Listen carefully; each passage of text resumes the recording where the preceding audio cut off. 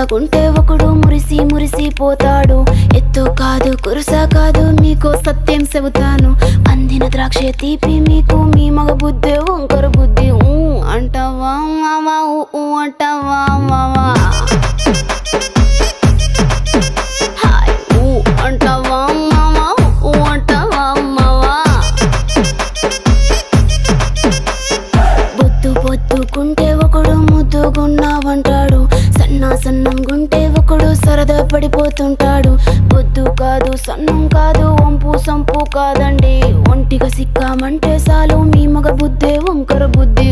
అంటావా మావా అంటావా మావా.